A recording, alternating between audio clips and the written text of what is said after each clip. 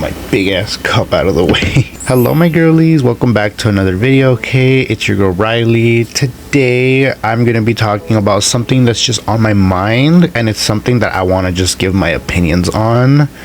So, you know, let's get into this, shall we? So you guys saw the title, you guys already read it, you guys know what's up. I want to talk to you guys about the new documentary that just came out on Max called Quiet on Set: The Dark Side of Kids TV.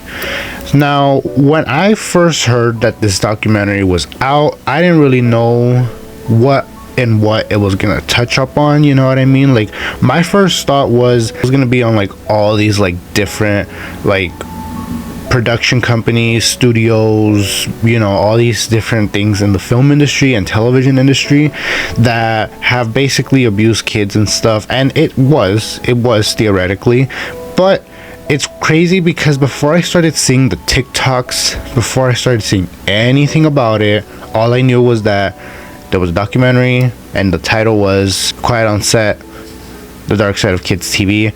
My first initial thought that popped in before I heard any TikToks, before I read anything, was Nickelodeon. Now, I'm gonna be honest with you guys, I didn't grow up from being 1 year old to me being a teenager with Nickelodeon. I'll be honest, I was one of those poor kids who didn't have cable. Okay, growing up, I didn't have cable. I would only ever watch like Nickelodeon and Disney Channel like whenever I would visit like my sister's house, and like I would watch it with my nephews and stuff because they had cable. We didn't. I, like most of you, loved Nickelodeon. Okay, Nickelodeon was one of the go-to channels as a kid. Okay, not just because of their cartoons, but because they had some of the greatest and funniest shows with like real life kid actors in it. So, you know, like I grew up with iCarly, I grew up with Victorious, like I was that generation, you know what I mean? Now this documentary focuses a lot on most of the generations from Nickelodeon, like from, you know, the main show that they talk about a lot in this documentary, or I should say shows, are All That and The Amanda Show. Two shows which, unfortunately to say, I was a little too young for those shows because I didn't grow up watching those shows. I was aware of them, I just didn't grow up with them because I didn't have cable back then.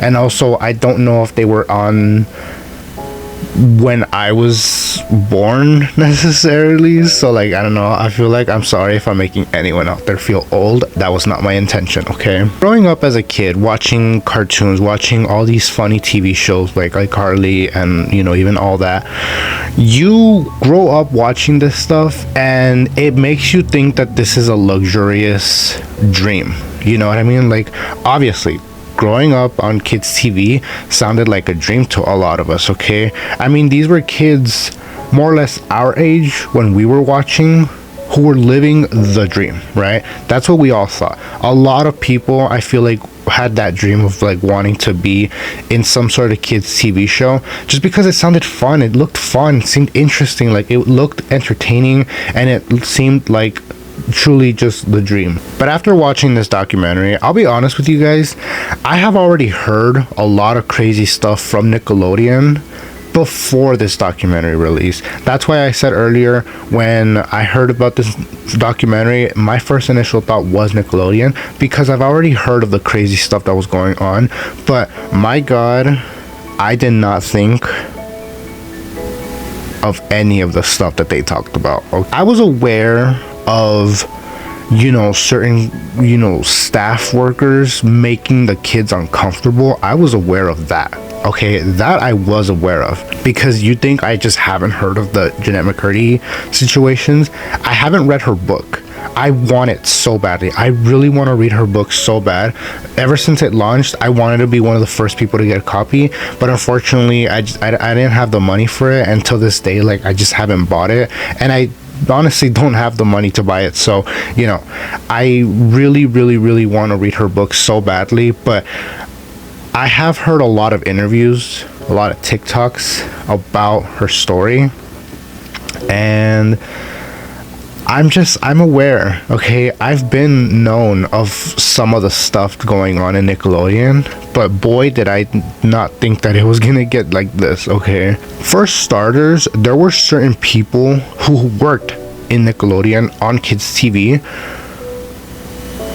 who I've never even heard of and are legitimate, like, perverts. Like, I'm talking pedophiles, molesters, like full-on creeps that are working on kids TV. Well, worked, okay, let's just be honest, okay? But here's the thing, right? I was only ever aware about Dan Schneider and the creep and weirdo that he's always been. I was aware of, what was his name, Brian Peck, the pickle guy, something like that. I don't know. I had heard of him. I heard about how he was creepy and gross as well, but I'll be honest with you guys, I didn't know any details. That was all I heard. All I knew was that he was a pervert, he was gross, and he was a creep. That's all I had heard before, until I watched this documentary and I saw episode 3. That episode truly destroyed me so much inside, because I don't know if you guys know, okay, but Drake and Josh is one of my favorite shows. Like, I love Drake and Josh so much. Like, I remember when I first saw that it was on Hulu, I watched it. I literally binged it, and then it was on Netflix, and I like kind of watched it a little bit again. I love that show so much. It's one of my favorite, like, kids TV shows. You know, if I had to put in that category, they're one of my top shows, okay? Needless to say, Drake and Josh have meant a lot to me because of that show, and because I love, like, how funny they were and how entertained they kept me, you know? But I just have to say, after hearing Drake's story, I felt my heart shattered, because I mean, this was like insane, you know? Like, the fact that, like, certain actors who were minors, obviously, the fact that they got to certain levels of breaking relationships they have with their parents, not wanting to be around their parents, only because of the simple fact that their parents wanted what was best for them, and they were trying to protect them, and they felt like their parents were the problem, and they separated themselves from their parents. When the episode of Brian Peck and Drake was happening, I was so uneasy. I was like uneasy. Like, I couldn't even like process most of what I was hearing. Like, the fact that Drake didn't even go into any details on necessarily what Brian was doing with him. Like, in a way, I'm glad that he didn't get into detail, because, like, just the simple fact alone that he said, like, picture the most disturbing thing that an assaulter could do to a child, and he said that's what it is. I hated the fact that I literally thought the absolute worst. Like, I went there. My mind went there. I thought stuff that I never should have ever thought involving a minor. But the fact that he put those words in my head, he basically made me go into details of my own, and I was disturbed. I was bothered, and I almost broke down because of that. The whole, like, court thing with Brian Peck and all the people who wrote letters defending him was insane, because so many people who wrote letters defending Brian were aware that he was guilty, but they were trying to support him. They were trying to, like, show him that, you know, everything's gonna be okay. It's like, it's not gonna be okay. You molested a child.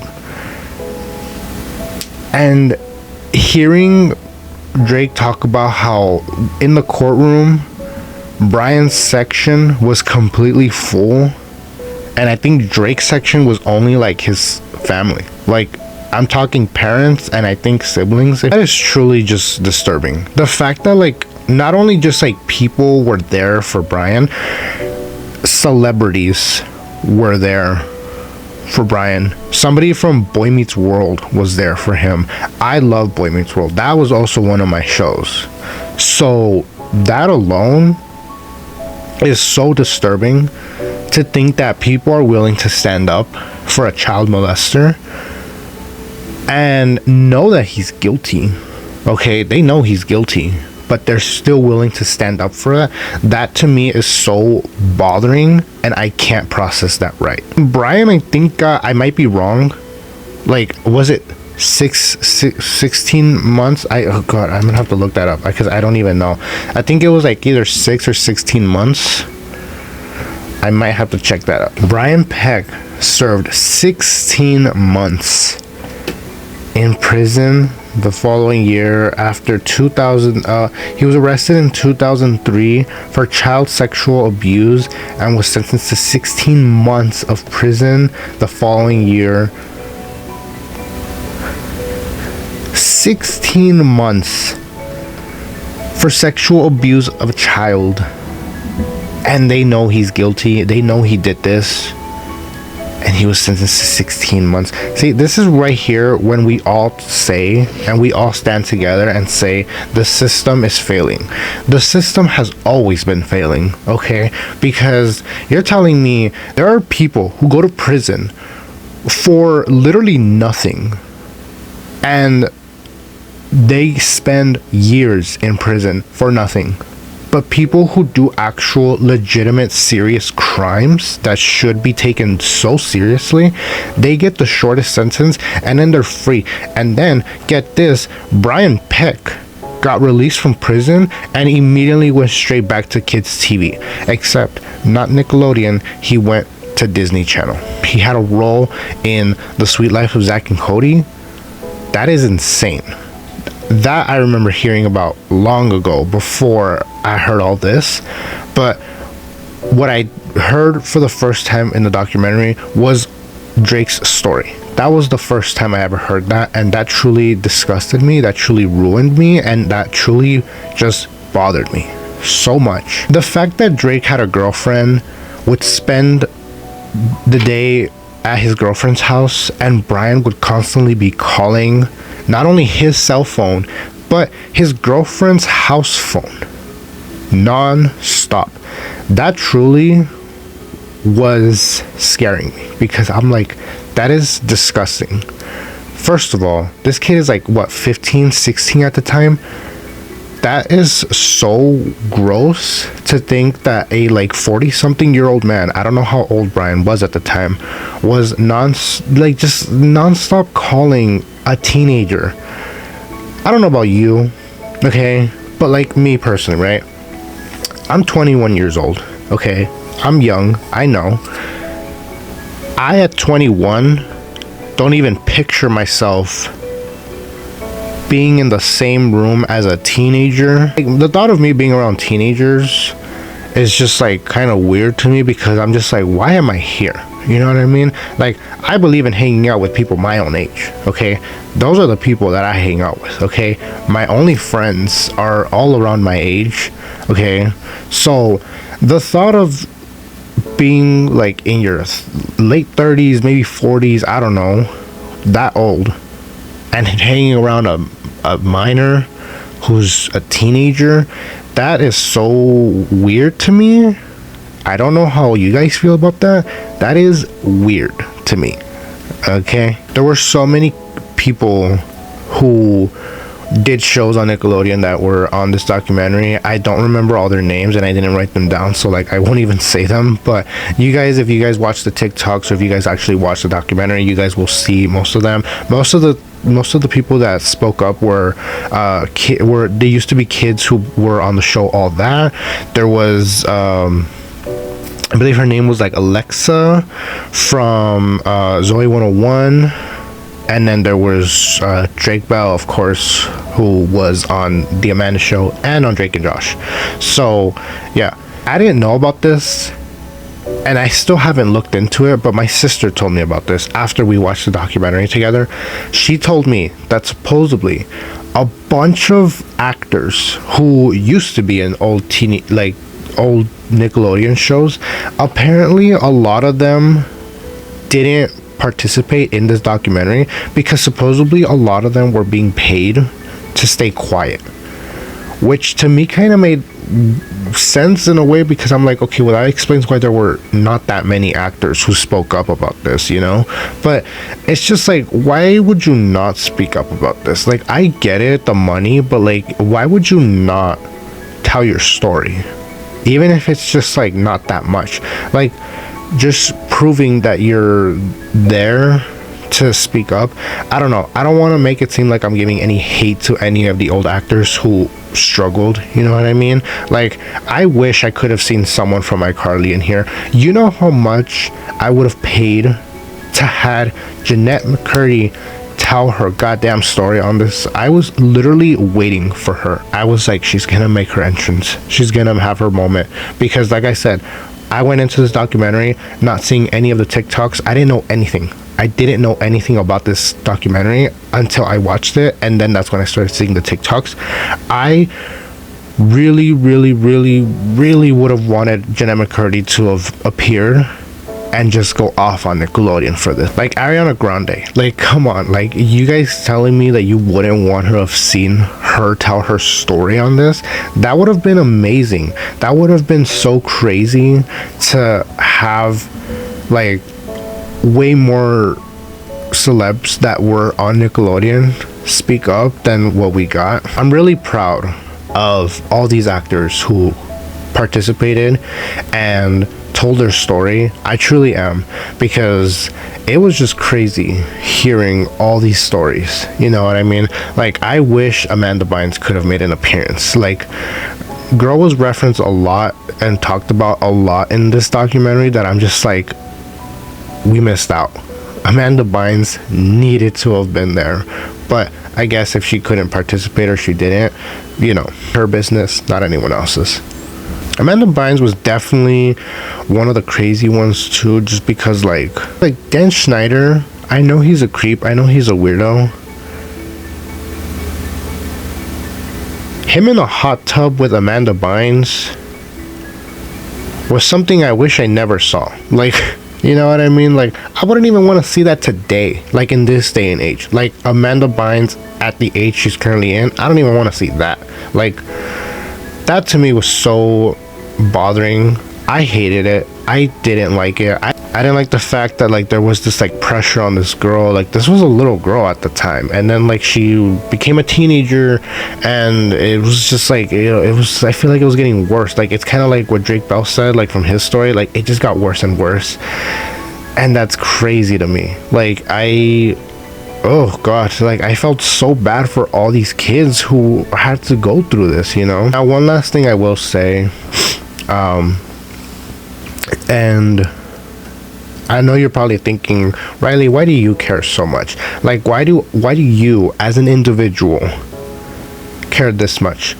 The reason I personally felt so like almost like close to home with this is because, if you guys know anything about me, is that I have always, and I mean always, like since a little kid, I've always dreamed of working in the film industry, right? You know, like those little kids who like dream of becoming a firefighter or like a police officer, and they carry that passion of that dream till they become an adult. That was me with the film industry.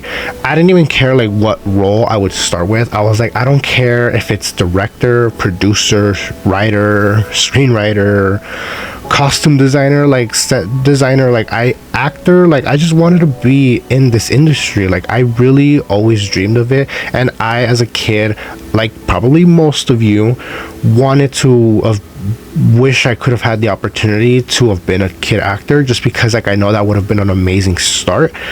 After hearing this though, I'm so glad I didn't, because God knows how I would have been now. You know what I mean? Like, I don't know what my life would have looked like now if I would have done Nickelodeon when I was a kid, or if I would have done Disney Channel when I was a kid. I understand that movies and TV shows, like, you know, they all mostly have like at some point a kid, whether the kid is main or not.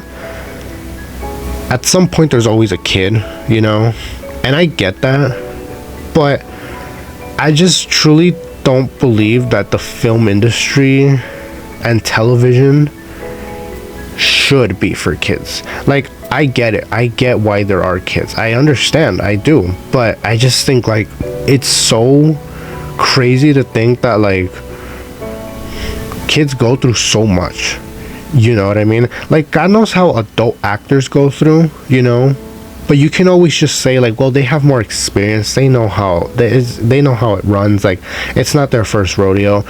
But you don't always hear crazy stories from a lot of adult actors, but you always hear the craziest thing about when actors were kids working on a set, being on a set.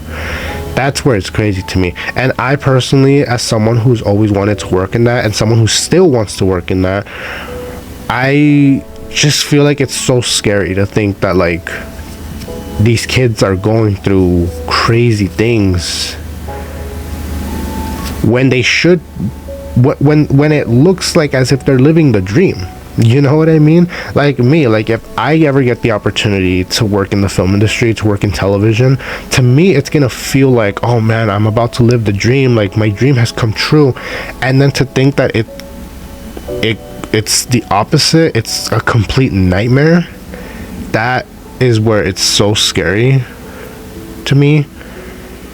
And as someone who dreams of one day directing and producing and just like having my own like film company and whatnot, production company one day, the last thing I would ever want is for any of my actors or staff to feel any sort of uncomfortable, because that's just the last thing we want. Like, it's like they always say with every company, like when we're here, we're family. It's like, I want it to be like a family. I don't want it to be like so uncomfortable for anyone. Like, I don't want anyone being uncomfortable.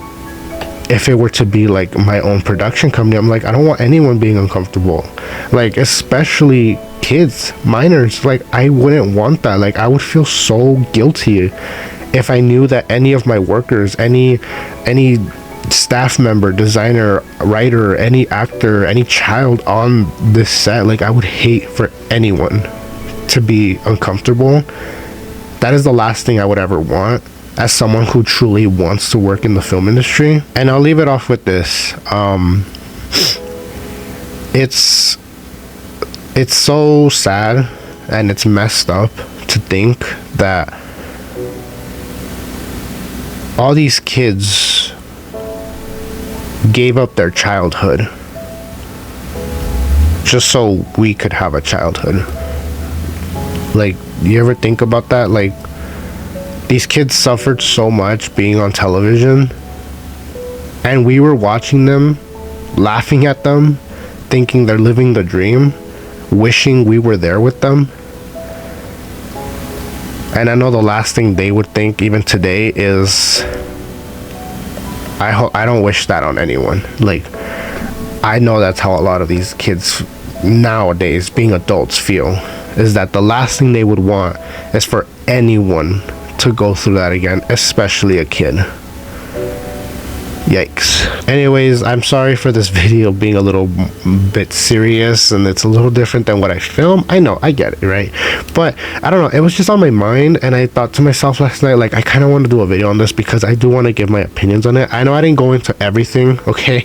If you guys were interested in going into every little detail, just watch the documentary. It's only like 4 episodes, guys. Like, they're not that long, you know? They're less than like an hour each, so like, go check it out if you guys want. Or there's other YouTubers doing videos as well.